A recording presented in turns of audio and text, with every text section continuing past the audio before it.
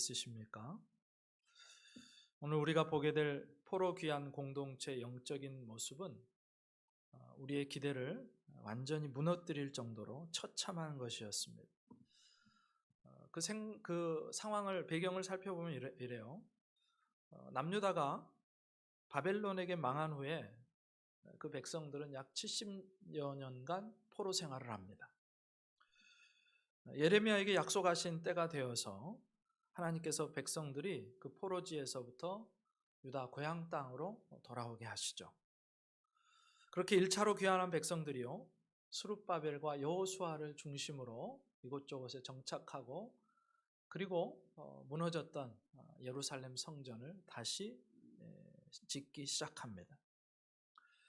그런데 그것도 잠시 여러 가지 어려움과 주의 방해 공작, 핍박들 때문에 성전 재건 공사가 중단되고야 맙니다. 그렇게 시간이 흘러서 16년이라는 시간이 흘러요. 하나님께서는 학개와 스가랴 선지자를 통해서 성전 재건 공사의 재개를 독려하시고, 그리고 마침내 주전 520년에 성전 재건 공사가 다시 시작됩니다. 그러니까 멈췄던 공사가 다시 시작돼요. 특별히 하나님은요, 스가랴에게 8가지 환상을 보여주시면서 백성들이 성전 공사를 재개하는데 동력을 제공하십니다. 그 환상 앞부분은요, 대부분 백성들을 위로하고 격려하고 소망을 주는 그런 환상을 보여주세요. 근데 오늘 우리가 살펴볼 환상에서는 조금 분위기가 다릅니다. 사실 우리가 막연히 포로 귀한 공동체를 생각하면 그 공동체는 아마도 거룩한 공동체였을 거야, 정결한 공동체였을 거야, 그 바벨론에서 모든 것을 내려놓고 고향 땅으로 돌아와서 성전을 재건하고 또 이스라엘을 다시 새롭게 하려는 마음으로 왔으니 헌신이 대단한 사람들이었을 거야 라고 그렇게 이제 단정하기 쉽습니다. 그런데 오늘 환상이 보여주는 귀한 공동체의 실상은 우리의 생각과는 매우 달랐어요. 그래서 그 모습을 보면 당황스럽습니다. 도대체 어떤 모습이었기에 당황할 수밖에 없는가? 오늘 한 절씩 살펴보면서 은혜를 나누는데, 오늘 1절, 2절 이렇게 시작됩니다. 내가 다시 눈을 들어 본즉 날아가는 두루마리가 있더라. 그가 내게 묻되 네가 무엇을 보느냐 하기로 내가 대답하되 날아가는 두루마리를 보나이다. 그 길이가 20규빗이요 너비가 10규빗이니이다. 오늘 본문에서 스가랴가 본 환상은 날아가는 두루마리 환상입니다. 여러분, 두루마리 하면 어떤 이미지가 떠오르십니까? 어떤 분들은 알라딘에 나오는 날아다니는 양탄자를 떠올릴 수도 있을 것 같아요. 근데 오늘 두루마리는 그것이 아닙니다. 당시에 두루마리는요, 둘둘 말린 파피루스 조각 혹은 양피지를 가리키는 일반적인 용어였어요. 그러니까 지금처럼 그때는 종이가 없어서 동물의 가죽을 벗겨서 거기에 양피지를 만들고 거기에 글을 기록하는데, 구약 성경의 대부분의 본문들이 다 그렇게 두루마리에 적혀 있어서 우리에게 이제 전수되어 온 것입니다. 그러니까 지금으로 하면 책 역할을 하는 두루마리가 펼쳐진 상태로 하늘을 날고 있다. 큰 그 양탄자 같은 큰 두루마리가 하늘을 날고 있다, 그렇게 생각하시면 되는데, 길이가 어떻게 되느냐? 20규빗이고 너비가 10규빗이래요. 규빗은 성인의 이 팔꿈치에서부터 여기 손가락 마디 끝까지 이르는 길이를 말하는데 보통 한 45cm 정도를 잡습니다. 그래서 20규빗, 10규빗 하면 길이가 한 9m, 그리고 너비가 폭이 4.5m 정도 되는 큰 직사각형 모양의 그런 두루마리라고 생각하시면 될 것 같아요. 크기가 엄청 큰데, 그럼 도대체 이 두루마리의 정체가 뭐냐? 3절에 이렇게 나와 있어요. 그가 내게 이르되 이는 온 땅 위에 내리는 저주라. 도둑질하는 자는 그 이쪽 글대로 끊어지고 맹세하는 자는 그 저쪽 글대로 끊어지리라 하니. 여기 보니까 이 두루마리의 양쪽에는 글자가 써 있답니다. 많은 글자가 써 있는데 그게 무엇에 관한 글이냐 하면 저주에 관한 글이 가득 쓰여 있대요. 그리고 그 대상은 첫 번째가 도둑질하는 자였고 두 번째가 맹세하는 자로 나와 있습니다. 여기서 저주라고 번역된 이 히브리어 알라라는 단어는요, 하나님과의 어떤 언약, 계약을 맺었을 때 그 언약을 지키지 않으면 오는 저주를 가리켜요. 그래서 신학에서는 이것을 언약적 저주라고 부릅니다. 예를 들어서 신명기 29장 20절에 이렇게 나옵니다. 여호와의 분노와 질투의 불을 부으시며 또 이 책에 기록된 모든 저주를 그에게 더하실 것이라. 이건 무슨 내용이냐면 하나님께서 이스라엘과 언약을 맺으시고 이제부터 너희는 내 백성이고 나는 너희 하나님인데 너희가 내가 말한 이 계명을 언약을 잘 지키면 내가 너희에게 복을 줄 것이고 그렇지 않고 지키지 않으면 여기 이 책에 기록된 저주가 너희에게 그대로 임할 거다. 그 말씀을 하시는 장면이에요. 그러니까 순종하면 복을 받고 불순종하면 저주를 받는다. 그런 뜻에서 그 저주의 글들이 그 두루마리에 가득했다는 것입니다. 우리는 여기서 이제 놀래야 되죠. 왜 그러면 이제 성전 재건을 이제 16년 만에 다시 시작한, 그래서 그들에게 자꾸 더 소망을 주고 희망을 주고 용기와 격려를 해줘야 되는 이 상황에 주님이 저주의 말씀을 하실까? 그겁니다. 그 이유가 뭐냐? 당시 이스라엘 백성들 안에 그만큼 죄가 만연해 있었다는 것입니다. 두루마리 크기가 엄청 크죠. 저주의 말들이 가득했습니다. 그만큼 저주가 컸고 파괴력이 컸다는 것을 암시합니다. 그만큼 포로에서 돌아와서 지금까지 그 땅에서 지내고 있던 그 포로 귀한 공동체 안에 죄악이 심각했다는 거예요. 제8계명을 어깁니다. 도둑질하는 사람이 많았던 것 같아요. 맹세하는 사람, 4절에 보면 이제 보충 설명이 나오는데 하나님의 이름을 가리켜서 거짓되이 맹세함으로써 하나님의 이름을 망령되이 일컫는 그 죄, 제3계명을 범하는 사람, 이런 사람들이 많았어요. 그럼 도대체 왜 이런 상황이 일어났을까? 사실 포로 귀한 공동체가요, 여력이 크지 않았던 것 같아요. 한마디로 먹고 살기가 힘들었습니다. 팍팍했어요. 그도 그럴 것이 바벨론의 모든 삶의 터전을 놔두고 이제 와서 그 땅에서 뭔가를 해보려 하는데 아무런 인프라도 없지요. 다 무너진 상태에서 집도 지어야 되고 또 자기들만의 시장도 형성해야 되고 사람들과 함께 살아야 되는데 그것이 결코 녹록지 않았던 것 같습니다. 그래서 너무 먹고 살기 힘들어서 어느 순간, 그러니까 시간이 지나면서 처음부터는 안 그랬겠지만 어느 순간 남의 것들을 불법적으로 도둑질하기 시작한 거예요. 힘이 있는 사람들은 법을 이용해서 합법적으로 다른 사람의 것을 도둑질하고 심지어 하나님께 드려야 될 것을 하나님의 백성들이 도둑질하기 시작합니다. 그러다가 이제 걸리면, 재판장에 가서 걸리면 하나님 앞에 하나님의 이름을 대고 맹세하면 풀려날 수 있거든요. 그래서 거짓으로 하나님의 이름을 걸고 맹세하고 풀려나는, 그러면서도 아무런 가책이 없이 이런 일들이 저질러지고 있었던 상황, 이게 포로 귀한 공동체 상황입니다. 물론 이런 도둑질과 맹세 이외의 죄악은 짓지 않았냐? 그렇지 않죠. 제3계명과 8계명을 말함으로써 하나님에 대한 계명의 대표로 3계명을, 또 사람에 대한 계명을 대표로 8계명을 해서 10계명 전부를 이 사람들이 다 어기고 있었다는 거예요. 어느 쪽을 택하든 포로 귀한 공동체, 하나님이 기뻐하시지 않는 죄악이 가득했고 그 죄악들이 하나님께서 저주를 작정하실 만큼 그렇게 엄청난 것이었다는 것을 우리가 인지할 수 있습니다. 네, 여기서 우리가 생각해 볼 점이 있죠. 사실 북이스라엘이 망하고 남유다가 망했던 이유가 하나님에 대한 불순종 때문이었습니다. 우상 숭배했죠. 안식일을 더럽혔죠. 하나님 앞에서 계속해서 목을 곧게 하죠. 하나님 선지자를 통해서 돌아오라 하실 때 이 사람들이 결코 돌아가지 않습니다. 그래서 결국은 나라가 망하죠. 수많은 사람이 칼에 죽고요. 수많은 사람들이 나체가 되어 나신이 되어 옷이 다 벗겨져 가지고 쇠살을 차고 저기 바벨론 땅으로 그렇게 끌려가고, 수많은 사람들이 또 장애인이 되고 수많은 사람들이 집을 잃고 터전을 잃고 엄청난 고난을 겪습니다.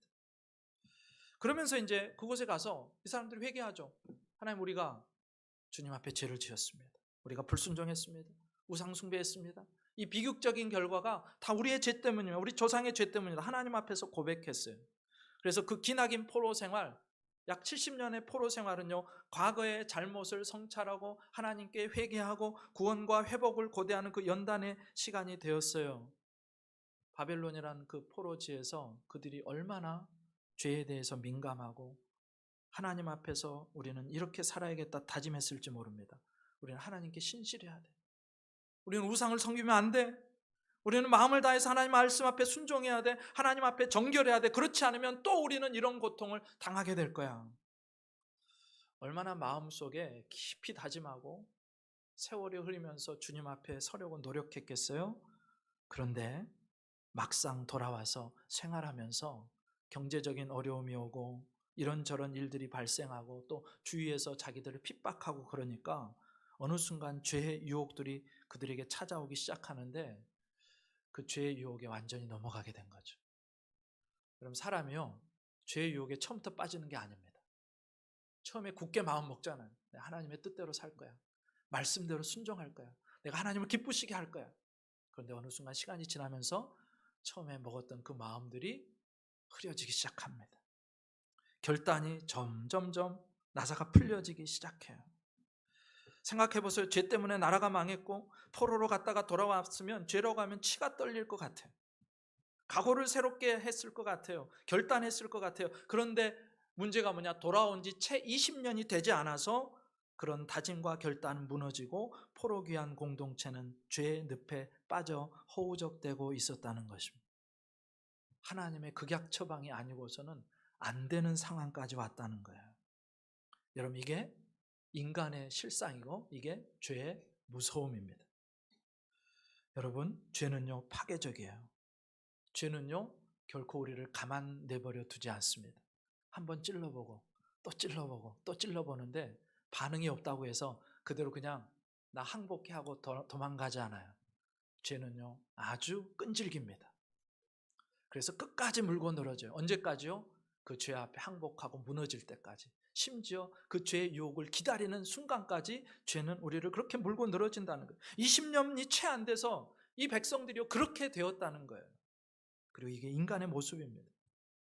여러분, 죄는 계속해서 우리를 그렇게 유혹합니다.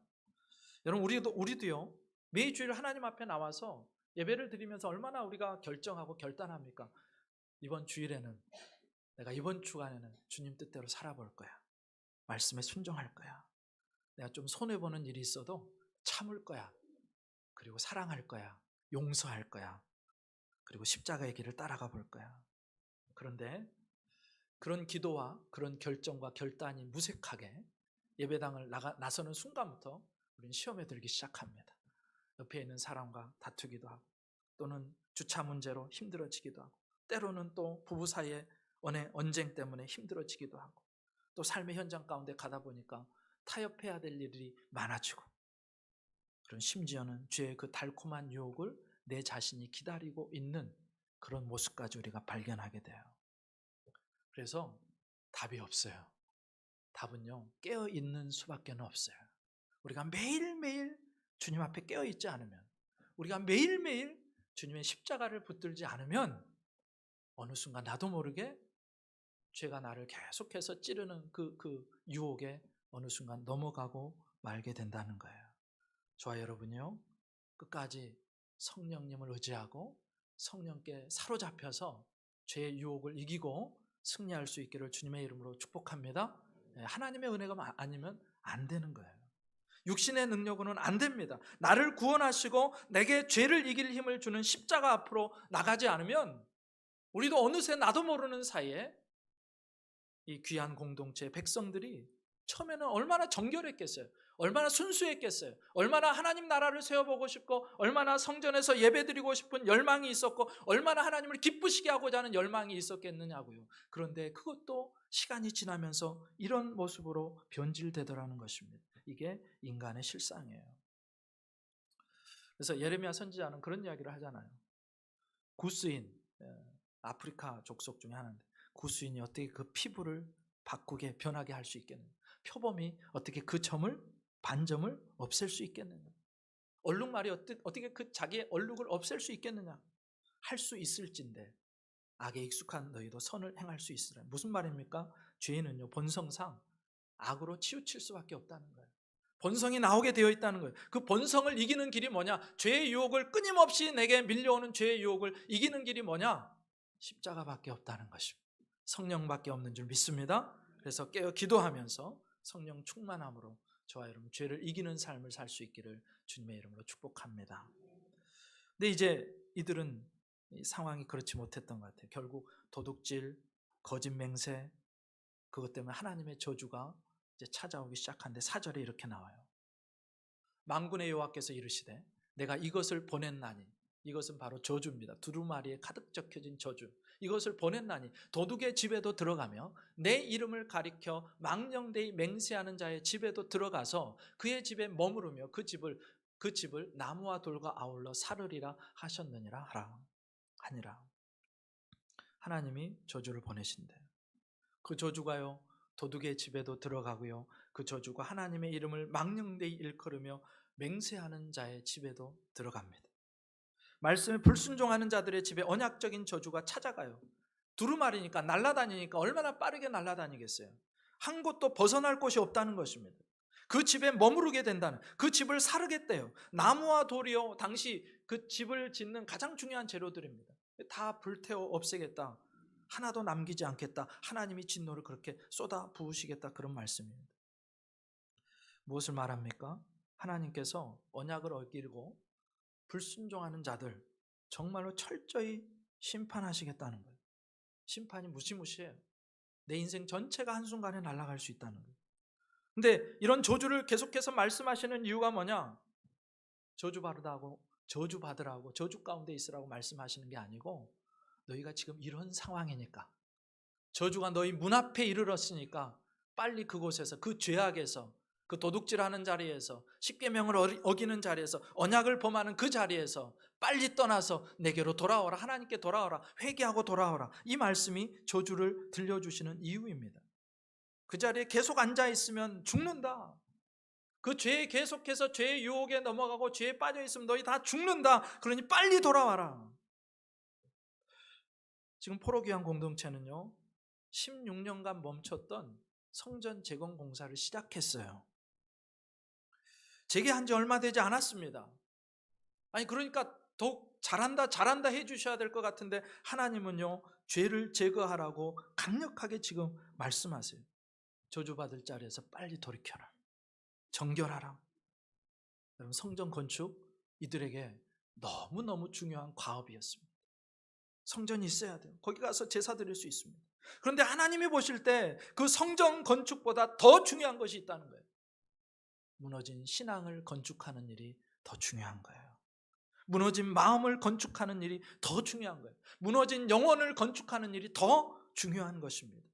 죄로 인해서 무너진 하나님과의 관계, 지금 이 사람들이, 우리가 겉에서 봤을 때는 이들이 다시 마음을 먹고 하나님의 말씀을 듣고 성전 재건 공사를 시작하는 걸 보니까, 야, 이 사람 됐어, 멋있어, 이제 잘할 거야. 그런데 하나님 보시기에 그들의 영이 다 무너져 있다는 거예요. 공동체가 죄로 인해서 다 무너져 있다는 거예요. 그래서 하나님과의 관계를 다시 세우기 위해서 회개하고 돌이키고, 그래서 다시 그 마음에 무너졌던 영혼, 무너졌던 신앙을 건축하는 것이 필요했기에 이 말씀을 주시는 것입니다. 여러분, 성전 건축이요, 엄청난 종교적인 생활이요, 우리의 만사를 다 해결해 주는 게 아닙니다. 그거 자체가 복이 되지 않아요. 옛적에 이스라엘의 선조였던 남한국 유다 백성들이요, 왜 끌려갔습니까? 성전이 없어서요? 제사를 안 드려서요? 그들이요, 마지막에 가기 전에는요, 하나님 앞에 엄청나게 제사 잘 드렸습니다. 최고의 송아지, 최고의 양과 최고의 염소를 가져다가 최선을 다해서 제사를 드려요. 성전이 없었던 게 아니에요. 근데 밖에 나가서 딴짓을 하니까, 하나님의 말씀에 불순종하니까 결국 잡혀간 거 아닙니까? 성전이 있으면 뭐예요? 하나님 말씀에 불순종하는데, 나와서 열심히 제사하면 뭐합니까?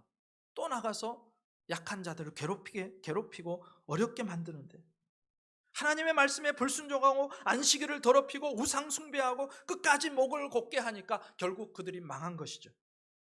성전 건축보다, 눈에 보이는 종교 생활보다 죄로 인해서 망가진 하나님과의 관계를 회복하는 것이 1번이라는 거예요. 그럼 저와 여러분의 혹시 무너져 있다면 그 무너진 관계가, 무너진 영혼이, 우리 무너진 신앙이 다시 회복될 수 있기를 주님의 이름으로 축복합니다. 성전 건축보다 이게 먼저예요. 성전 건축보다 관계의 건축이 먼저고, 성전 건축보다 내 영혼의 건축, 내 신앙의 건축이 먼저라는 거예요. 여러분, 우리 신앙생활 너무너무 중요하죠. 주일날 나와서 예배드리는 건 너무너무 중요하죠. 헌금 생활하고 헌신하고 봉사하는 건 너무너무 중요하죠. 그런데 그 자체로 우리가 다 해결될 수 없다는 거예요. 무슨 말이냐? 신앙생활하면서 그 종교생활하면서 정말로 내가 하나님을 기뻐하는 마음을 가지고 감사함으로 하나님 앞에 나오고 있는지 아니면 보이기 위해서 나오는지 구별해야 된다는 것. 하나님을 목적하고 있는지 아니면 하나님을 수단 삼아서 내가 뭔가를 얻어내려고 하는지 그것을 잘 구별하셔야 된다는 거예요. 여러분, 하나님은요 그렇게 호락호락 하신 분이 아니에요. 우리가 생각하기엔 만만하신 분이 아닙니다. 하나님이요, 하나님에 대해서 어떤 분들은요 아주 단편적인 지식만 갖고 있어요. 하나님은 사랑이시니까 다 괜찮을 거야. 천만에. 하나님은요 죄에 대해서 단 한치의 양보도 없으신 분이십니다. 그분이 얼마나 죄를 미워하시냐면 심지어 자기 아들을 십자가에 못 박는 것까지 하시는 분이세요. 죄를 그렇게 미워하세요. 죄를 제거하기를 원하세요. 그래서 우리가 뭐 구원받은 이후에 죄를 짓고 회개하면 되지, 목사님 회개하면 되잖아요. 죄를 너무 가볍게 생각합니다. 아니에요. 어떤 죄도 가볍지 않아요. 죄는요 하나님과 우리의 관계를 파괴하고 단절시킵니다. 죄는요 하나님과 우리 사이에 장벽을 만들어버려요. 그래서 우리가 기도를 열심히 하는데 그 기도가 다 튕겨 나옵니다. 하나님께 가지를 못해요. 죄는요 하나님이 아버지이신데도 불구하고 아버지 하나님 내가 누리지 못하게 만듭니다. 죄는요 하나님의 은혜가 우리의 삶 가운데 강같이 흐르는데 그 은혜와 상관없는 삶을 우리가 살게 만드는 아주 악한 것입니다. 그러므로 결정하셔야 돼요. 하나님, 내가 하나님의 정결하고 거룩한 백성으로 살겠습니다. 내가 다른 사람의 눈에 보이는 종교생활 이게 너무너무 중요하지만 그런데 그보다 더 근본적으로 하나님을 기뻐하고 하나님께 감사하고 하나님 즐거워하는 마음으로 서겠습니다. 이 고백이 있는 그 거룩한 삶을 열망하는 저와 여러분 되시기를 주님의 이름으로 축복합니다. 4절에서 하나 더 볼 게 있는데 그게 뭐냐? 죄가요 저주를 자기의 삶으로 불러들인다는 거예요. 계속해서 하나님의 언약을 무시하고 죄를 범하는 그들에게 저주가 찾아간다는 거예요. 여러분, 내 삶에 복이 찾아와야지, 하나님의 은혜가 찾아와야지 저주가 찾아오면 되겠습니까? 여러분, 누가 내 인생이 불타버리는 것을 기다리고 기대하겠어요? 그런데 하나님께서 바라신 저주는 죄인의 집을 찾아간답니다. 도둑질하고 거짓 맹세한 자들의 집에 들어가서 머무르고 결국 다 파멸에 이르기까지 거기 머물면서 저주가 그렇게 드러나게 한다는 거예요. 여러분, 사실 죄를 짓는 이유가 뭐죠? 이렇게 하면 좀 더 잘 살 것 같아서 그렇잖아요. 도둑질을 왜 하죠? 좀 더 잘 살아보려고, 현실적인 이익을 위해서. 여러분, 좀 내 삶이 펴지 않을까? 그런데 어리석죠. 한치 앞을 못 보는 어리석음입니다. 그렇게 잠깐 눈앞에 있는 그 이익 때문에 하나님의 말씀을 어기면요 그의 인생에 하나님의 저주가 계속해서 찾아가고 머무르고 망가뜨리는 그런 삶이 된다는 것입니다. 그래서 우리는 그 저주에서 빠져나와야 되는데, 자, 이렇게 이제 환상 하나가 끝이 나요. 두루마리 환상, 날아다니는 두루마리 환상. 그리고 그 다음에 다음 환상을 5절 6절에서 스가랴가 이렇게 보게 됩니다. 내게 말하던 천사가 나와서 내게 이르되 너는 눈을 들어 나오는 이것이 무엇인가 보라 하라 하기로, 내가 묻되 이것이 무엇이니까 하니 그가 이르되 나오는 이것이 에바이니라 하시고 또 이르되 온 땅에서 그들의 모양이 이러하니라 라고 말씀합니다. 스가랴가 본 다음 환상이요 에바 환상이에요. 에바가 무엇이냐면 고대 이스라엘 사회에서 주로 곡식이나 물질의 양을 재는 측정 단위였습니다. 우리식으로 하면 한 대, 두 대, 뭐 한 말, 두 말 그런 단위예요.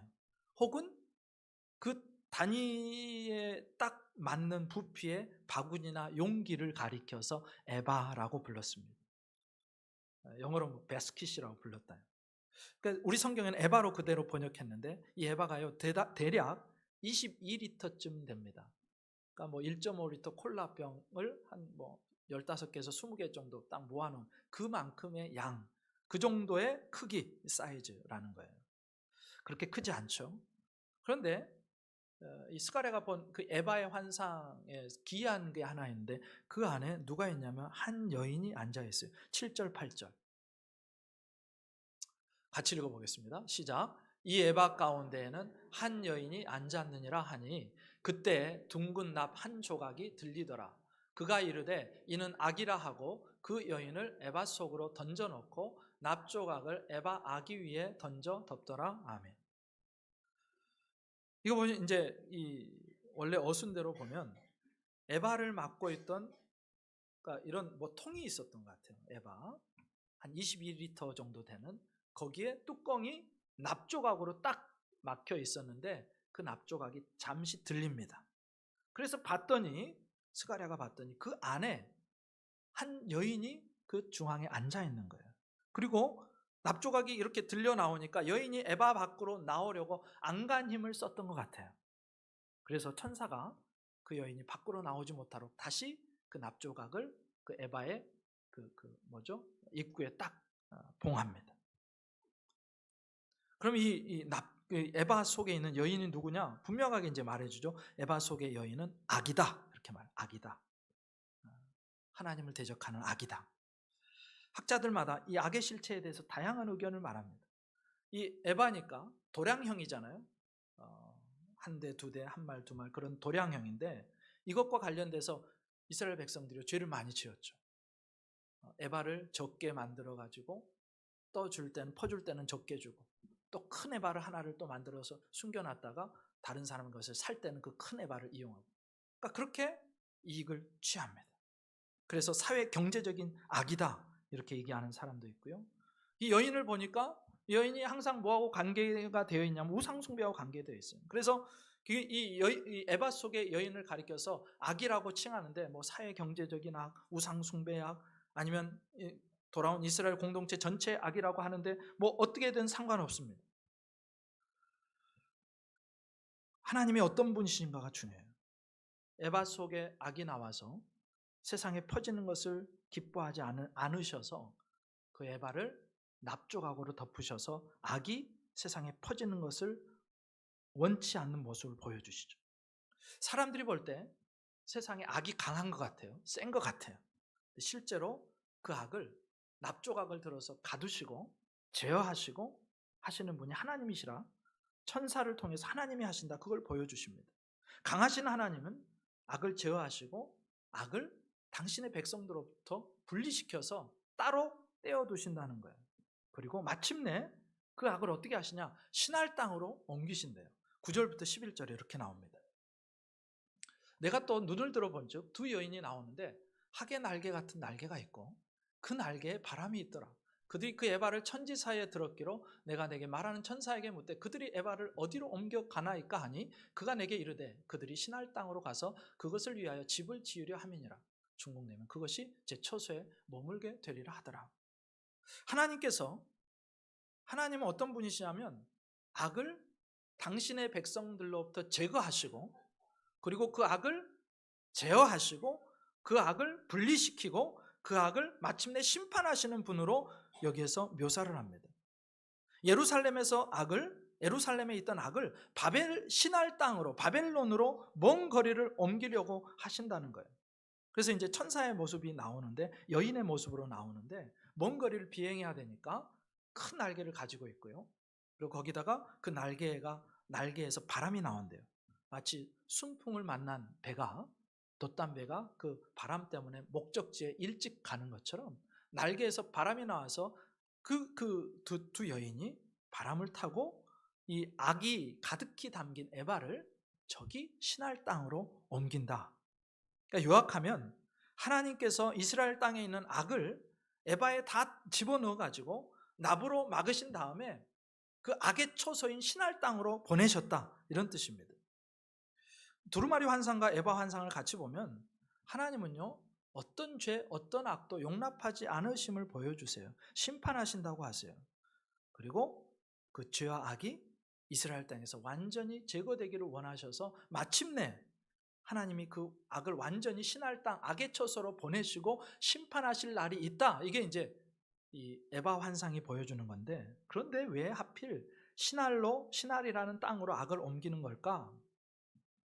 왜 신할 땅을 악의 처소라고 부를까? 그 이유가 이제 창세기로 가야 돼요.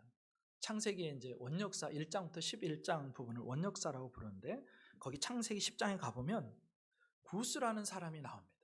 그 구스가 누구를 낳냐면 니므롯이라는 사람을 낳아요. 그리고 이 니므롯을 다른 이름들이 나올 때는 그냥 지나가더니 니므롯에 대해서 어떤 설명을 짤막하게 붙입니다. 왜냐하면 이게 중요하기 때문에. 뭐라고 설명을 붙이느냐? 이는 여호와 앞에서 용감한 사냥꾼이 되었다, 이렇게 설명을 붙여요. 성경을 읽어보신 분들은 아마 읽어봤던 기억이 있을 겁니다. 중요하기 때문에 붙여놨어요. 근데 여기서 집중해야 되는 부분이 앞에서라고 번역된 히브리어 파님이라는 단어입니다. 이 파님이라는 단어는 앞에서라는 뜻도 있지만 다른 말로 하면 대적해서라는 뜻도 있어요. 그러니까 이 니므롯은 하나님 앞에서 용감한 사냥꾼인데, 더 정확히 말하면 하나님을 대적하는 용감한 사냥꾼이었다는 것입니다. 니므롯은 하나님을 무시하고 대적하는 힘센 사냥꾼이었고, 그래서 그가요 세상에서 최초의 정복자로서 나라들을 세우기 시작합니다. 나라를 세우는데 그게 어느 땅이냐? 바로 오늘 이 에바가 옮겨간 시날이라는 땅, 악의 처소입니다. 근데 이 성경이 니므롯을 기록하는 이유는 뭐냐면, 단지 그냥 유명한 사냥꾼이어서가 아니라 하나님을 대적했던 정복자였기 때문인데, 물론 처음에는 니므롯이 그렇지는 않았을 거예요. 그는 야생동물을 잘 사냥하는 사람이었습니다. 사람들이 주위에 몰려들어요.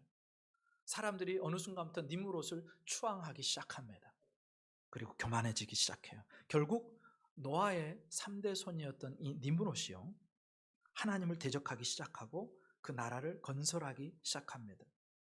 인류 최초의 대제국이 이 사람 손에서 만들어져요. 그리고 그 이야기가 창세기 11장에 있는 바벨탑 이야기로 넘어갑니다. 바벨탑이 어디서 세워지죠? 신할 땅입니다. 신할 땅. 바로 이 땅, 악의 처소. 그런데 그 당시에 거대한 토목공사, 엄청나게 높은 탑을 세우려면요 반드시 권력자가 있어야 돼요. 기술이 있어야 됩니다. 그걸 누가 주도해요? 당시 제국의 왕이었던 니므롯이 그것을 주도합니다. 왜요? 온 지면에 우리가 흩어짐을 면하자. 하나님은요 온 땅에 흩어져서 생육하고 번성하러 했는데, 하나님을 대적하는 니므롯은 우리 흩어짐을 면하자. 그러면서 바벨탑을 왜 쌓자고 말하느냐? 바로 자신의 증조 할아버지였던 노아 시대에 하나님 홍수 심판을 하셨잖아요. 그래서 하나님을 대적하는 니므롯이 무슨 생각을 하냐면, 우리는 더 이상 홍수에 망하지 않을 거다. 하나님이 홍수를 보내도 멸망하지 않을 그렇게 높은 탑을 쌓아가지고 홍수가 와도 끄떡없는 세상을 우리가 한번 만들어보자. 그래서 하나님을 대적했던 니므롯이 쌓은 탑이 바로 바벨탑입니다. 그래서 니므롯은 그때 사람들을 자극해서 하나님을 모욕하고 하나님을 경멸하고 절대적인 자로, 강자로 군림하기 시작합니다. 그게 악의 시작이고, 그게 하나님 나라 이스라엘과 대적하는 세상 나라 바벨론의 시작입니다. 그래서 성경은 계속해서 하나님을 대적하는 자들의 나라와 이름을 시날이라 그러고 바벨이라고 부르고, 그게 어디까지 가냐면 요한계시록 마지막까지 가는 거예요. 그때 당시 사도 요한 시대 바벨론이라는 나라는 로마였는데, 그 로마조차도 하나님을 대적하는 나라에게 그 원류가 바벨에서 오기 때문에 바벨론이라고 불렀습니다. 그래서 우리 요한계시록 할 때 배웠었죠? 무너졌도다 무너졌도다 큰 성 바벨론이에요. 당시 바벨론이 없는데 왜 바벨론이라 하느냐? 하나님을 대적하는 모든 나라가 바벨론이기 때문에. 여하튼 하나님께서 악을 꼼짝달싹 못하게 제어하시고, 악의 원래 고향 처소였던 신할 땅으로 보내시고, 그렇게 분리시키시고, 동이 서에서 먼 것처럼 악을 떠나보내시고, 백성들로부터 죄를 제거하시고 악을 마침내 심판하실 거다. 이게 에바의 환상입니다. 그래서 이 장면은요, 귀환한 후에 악에 빠져 있으면서 도대체 우리가 어떻게 죄를 이기고 우리가 어떻게 하나님을 기쁘시게 하는 정결한 삶을 살아야 할지 모르는 백성들에게 한 줄기 빛을 심어주는 거예요.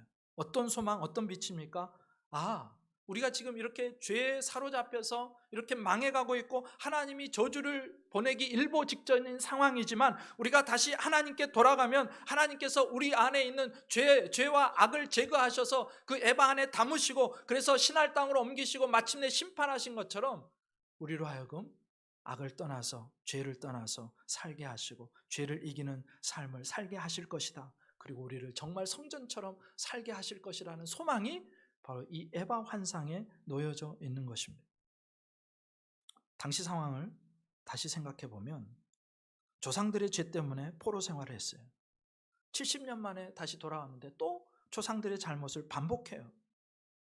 귀한 공동체가요, 죄가 만연했어요. 부패가 심했어요. 사람들은 율법을 범하고 도둑질하고 거짓 맹세했습니다. 그 죄악이요, 하나님의 저주를 초래할 수 있는 상황. 두루마리 환상을 통해서요, 하나님은요 그 백성들이 그런 죄악에서 돌이킬 것을 말씀하셨어요. 성전 건축보다 마음의 건축이 중요하대요. 그런데 하고는 싶은데 문제가 있어요. 돌아가려고 해도 내가 돌아가서 어떻게 하나님과 잘 지낼 수 있지? 죄의 문제가 어떻게 처리돼야 되지? 그거에 대한 대답으로, 그거에 대한 길로서 하나님 에바 환상을 보여주셨다는 거예요. 하나님은 당신에게 돌아온 백성들로부터 악을 제거하셔서 죄를 떠나보내셔서 하나님의 은혜가 그들을 치료하시고 정화하실 것을 약속하시는 것입니다. 하나님께서는요 그렇게 백성들의 죄악을 정화시키기를 원하시고 그 타락한 도시를 정화시키고자 하는 그 열심으로 하나님이 선지자를 보내셨다는 것입니다. 여러분, 현재 그들의 상황은 심각합니다. 저주가 올 수 있는 상황, 바벨론으로 끌려갈 수도 있어요. 그러나 하나님께 돌아가면 은혜가 임할 것이라고 약속합니다. 하나님이 악을 제거하시고 하나님이 악으로부터 그들을 분리하시고 악을 에바에 가두시고 악을 멀리 그 악의 초소인 신할 땅으로 보내시고 악을 마침내 심판하실 것이다. 이것이 포로 귀환민들에게 소망이 되는 것입니다. 그리고 사실 우리는 그 소망이 이루어져 가고 있는 시대를 살고 있습니다. 하나님은요 우리들로부터, 죄인들로부터 악과 죄를 분리시키셔서 십자가로 가지고 가셨습니다. 십자가에 달리신 예수님께서 친히 우리의 죄를 담당하시고 인류의 죄 덩어리가 되셨어요. 십자가에 달리신 예수님은 그냥 예수님이 아니고 우리의 모든 죄악을 빼앗아간, 우리의 죄악을 제거하시고 그 스스로 죄악을 덮어쓰신 하나님의 진노와 심판의 대상이 되셨습니다. 그 악과 죄를 심판하시고 저주하시고 마침내 예수님을 죽이시고 하나님은 우리를 의롭다, 거룩하다 그 지위를 주시고 우리가 하나님의 성전으로 건축되어 갈 수 있도록 성령을 보내주셔서 지금도 우리와 함께하고 계십니다. 여러분, 구약의 하나님의 백성들은요 죄와 그 죄의 유혹과 죄의 공격에 늘 넘어지고 무너졌지만 이제 우리는 그것을 이길 힘이 생겼습니다.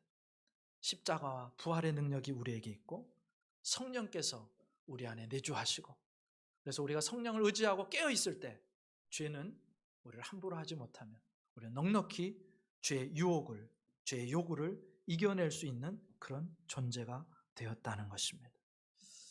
오늘 이 시간 우리가 죄에 언제든지 넘어질 수 있다는 사실, 포로 귀한 공동체가 언제든지 그렇게 저주 가운데 있을 수 있었다는 사실을 분명히 기억하시고 하나님 앞에 깨어있으므로 주님을 의지함으로 내 안에 계신 성령을 의지함으로 정말로 성전된 삶, 거룩한 삶, 하나님을 기쁘시게 하는 삶을 사는 저와 여러분 되시기를 주님의 이름으로 축복합니다.